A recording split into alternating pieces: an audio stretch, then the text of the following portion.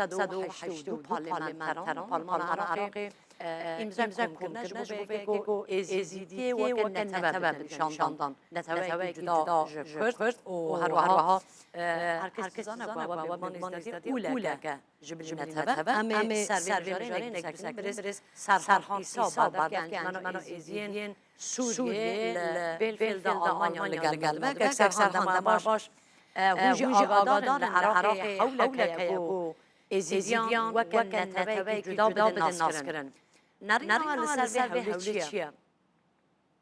گەلک سپاس سپرکێ خۆشم وەزیر میوانە جەناب تایبەت میوانە جەناب تەما سپرکێ خۆشم براستی مخابن مەژ جا شوفاندن مەژ ڕەوشا ازیدیان گشتی وی عالیدا پرسگرێکا ناسنامەیاندا نە تەنێ ناسنامەیەک پرسگرێکا ناسنامەیاندا ئەم دشۆفین جەرهەگەر جەنابێ دەرفەتێ خوازم چەند خاڵان بین زمان خالێن کوبوونا يعني سردم شما ايوسا خدوري ناسنامه نتوي كردي باوريا ما يكوان يعني او ازدياتي وقول هم باورمان بجواتا كردي جديده برنگ سوريانا جيوان نگرديا دوامين هاندن بلا حضرات توي كردنا ازديان برنگ بي نهاكر حتى وكروجايرو سي انجام فرمان و کجین گوهات سر ازیدی دوری جیانا باجارانی و شهرستانی کتن و تکیین جواکی نتوین در اولین در ادرا خوا چار دورنا ازیدیان برنگ جرگان و نبون شریکی بریار سیاسی اواج باندورا نگاتیف حتی براده کرد پینج ماده 140 اوجی باندورا گلک في كردستان بگشت الهرم كردستان روشا ازدياج شاش يعني خطاب تكفيري اسلامي كردي جوجل جاراتي بيش اويجي رولك نيجاتيف ليست يا حتى افزما جلوباليزم مقابل نسبما جلوباليزم دا جواكا ازدياج بالكنترول دي دركتيا يا حتى براستی مجلس روحانی یا ازیدیان درولا خواه پیدی تجاری نلیستیا یا هر گرنگ بومن خالداوی یا هر گرنگ مامستا رولا نگاتیف او رولا خراب یا هناك آلین هز سیاسی مخابر نبات کبانه در کردی لیزن وتخوازن باندورا كبر نباش ازديا بكن وازديان دوري هزرا نتوي يعني انا شك جنابي ورا بيش باشا سرحان يعني اول قوت يعني ساده من باشا حمود حد راس باندوران هي وانتظانن ناسنامه نتوي تشتكنينكو مروخ چه بك يعني مروخ درست بك ابا جينيكيه چاوا مثلا کرده ازدی دکاره قناعتی ببینه کو نکرده یان ناسنامه که چه کاره بو پیدا بکه تمام از پروژه بوی عراق پیشکش دریا داور هگر فتح بدن كلام جخوا ام بحمه دیتنا ما وقت جمانا این سوری ام البيجي بريارنا اف بريار تن البيجي كرد كردستان اف بريار البيجي ازديان بخويا البيجي خبونا ازديان از دوزين ازدي عراق دم سودي تجربه مجلس سوري ورغرن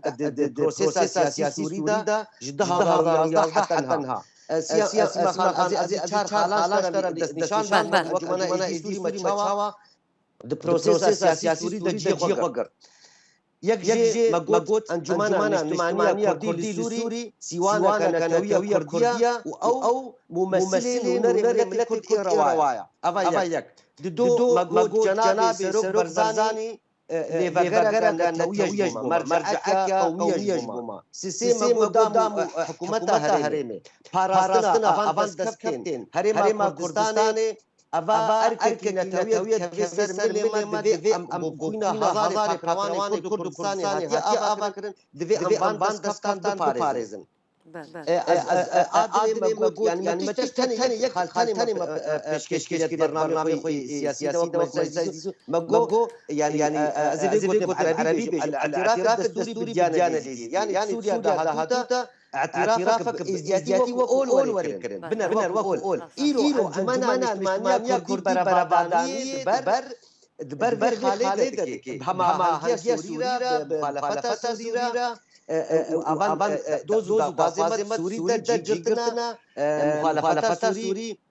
اعتراف بيت بيجي ما في وأول قبول سوريا مقد جاري يعني آلا رنجين جمع خطا صورة سرود تويل جمع خطا صورة أف خالق جنابي از دوزل ين عراقي دكم يعني أمنا دستوردان كارو خباتي واندن أمنا شيرة الواندن نا ليه أفشي لوبيا بو إزجا عراقي تيتنا يكجي ناس ما سيما بنارا يكجي ناس ما أولي بري ناس ما نتوي تشيلو بيليا كما زندا هنا جمرة بيجين أم دين ما فدينا هنا بيجين ما إزيا هنا بيجين أم نتواما أم بأصل أشورينا هنا بيجين أم عرب يعني بري ما بقدر أسقناط كردم أسكر كردستاني ما نتواما من أسكر كردستاني ما لالش نوراني فاتيكان خدا غرق فاتيكان خدا يعني گورگوهشت مازن جناب ملا مصطفى برزاني از نخواهد گوتن ناوی زیدم دماغ بيجي قدس خدايا نخواهد من گوتبا لالش قدس خدايا ایجار چاوا بری مدندن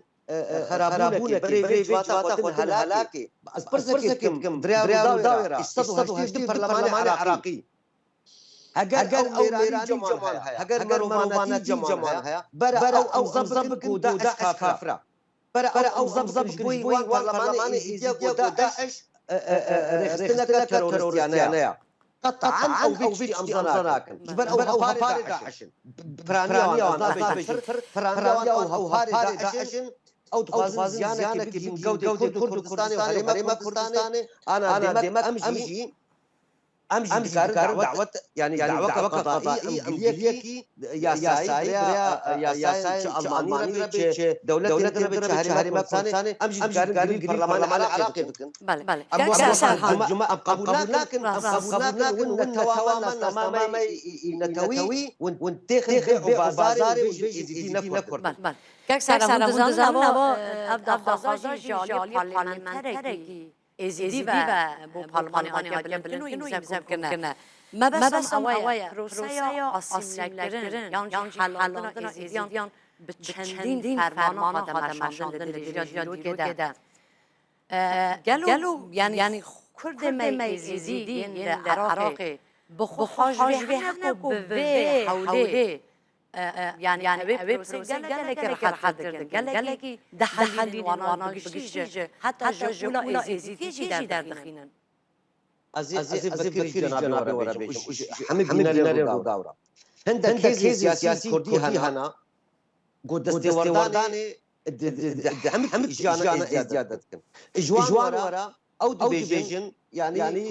ام ايرو بري ازيابتن بر عرب كرني يعني ريكدن معناه زرارة كبيرين برزانية وحكومة تحريم كردستان نخير يعني هز التربية هز سياسي كردي وتهز سياسي كردي هنا سركا شركة ديارن أو فان بروسيسن بجمار بناتيا يعني أبروجا تشتنوسا سرماجي هاتن كشكرن إجقلك عالي العربة دولة العربة قلت مرمر ورن إجمز جوانا كرداية كركبن يعني أمي هرتش بوي وبكن حموارا أمي وبش مقبول أم مساومين سر الناس ما نتويناكن آدوي بيقومان أخنا جنابي خدايا إيرو بري إزيديا حلاندنا بيسي نوردايا اسيملاسيونا بيسي نوردايا اف كسي برلمان وافازي سياسي مشانتن از بسياري دكم قالوا تقاسي زيروكا ازيا اغاداري تقاسي ديجي تقاسي زيروكا اغاداري تقاسي زيروكا كردايتي اغاداري تقاسي جواتا جواكا ازيا ابراهيم تشحق المهايا تيرو بري بيتري مليون دم مليون ازيدي دي هلاكي تبرصافا يعني استكتب بيجم باشا جناب سرو برزاني جبوما هلوستاوي دستورا اخفنا سرو برزاني جبوما دما قوشي ازيدي كرد رسانه باشا بس جورا يعني هاجر ولو حجات لكن بيجن سي مها هشتا برنجي بي بيشمرغا بيجامانا يانجي قلقرا بيشمرغا حكومت هرمي وتوان بان خيانتي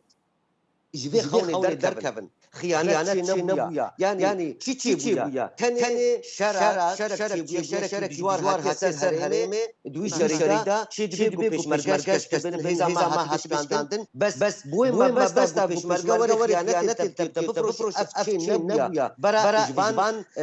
خيالا دركبن معنا بيسا سرق برزاني بوسر مزارها شرفدين وجورفا آزادیا شغال اعلان کرد ما حکومت هرم کردستان نبحمد هیزا فایرو ایزیدیا هبونا ایزیدیا دسرانسر کردستان دپارزه يعني باش او صدو برلماني اما دبون جمان ده بالبات ایزیدیا دکونا دا چادر خودی بکن يعني افكارك بر بقريجا